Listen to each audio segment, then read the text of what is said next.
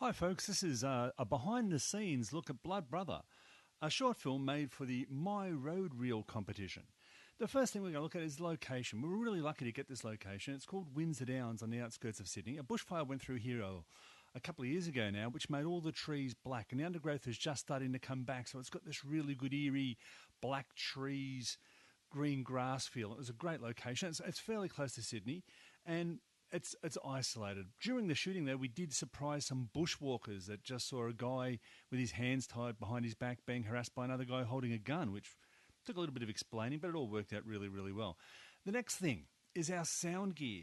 We used two sorts of Rode microphones. We used the Rode Video Mic Pro, which is really good, and we used it in conjunction with a tiny weeny little Sony recorder. If you look at the picture of Nathan holding it, we've just got a little Sony recorder held on by two elastic bands, and we found that really easy. The quality is fantastic.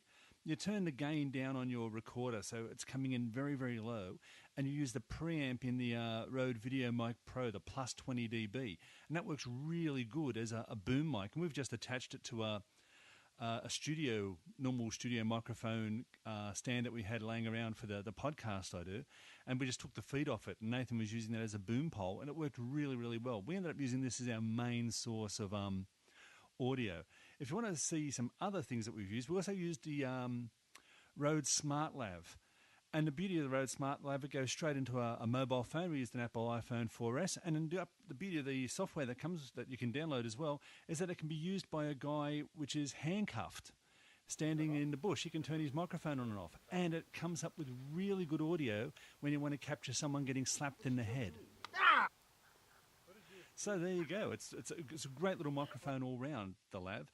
We didn't need it. We used it as a reference sound for this because the sound we got from the Video Mic Pro was so good. The next acquisition we're going to get is probably going to be an NTG3 in all reality, because an even better mic, and then we'll probably go into a H4n or some other thing else that has more monitoring, so it's not going to be quite as hard on the audio mixing afterwards. The next little thing we can run past is our cameras are very, very simple. We used the Canon, what in America is called the T3i, or in Australia it's called the Canon 600D. Really good. We just put one on a tripod and kept that down fairly low. And that we wanted to have that locked down and steady. This was Kayla to have it locked down and steady. Our director said, lock that one down and steady so it looks more calm. And then she mounted the other one on a tripod that she just held on her shoulder to give it a bit of weight and to get her hand away from the edge of the camera to steady it down a bit. And that had a bit of movement. That had a bit of rocking around whenever I was speaking. Being the religious fanatic, that had a bit more dynamic movement to it, a bit more uncertainty, just a slight amount of shake. But then whenever Martin, the hostage, was speaking, dead still, trying to stay calm, trying to take control of the situation. That was the two different cameras we used. Very basic kit lenses, and I think we used the Tamron F2 for the Martin lens, the locked down shot one.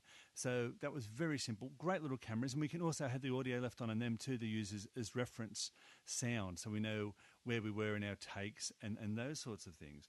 But it was very, very simple. Our crew, it's a very small crew. Kayla is our director. She's my daughter. She makes a lot of short films, and she always ends up dragging me and Martin in. It's her dad and her uncle. Her mum come along this time as the behind-the-scenes type camera person and the second camera operator. And Nathan, the long-suffering Nathan Trotter, her boyfriend, who was always our sound guy. And he's getting quite good at it, even though he started off having no idea what he's doing. He's getting quite a good sound audio guy. So that's the whole thing. I'm just going to leave you with a few little outtakes of strange things that happened. Thanks to Rode for putting together the My Road Reel competition, and I really hope you enjoy Blood Brother. Nothing! It got caught in his ear, actually.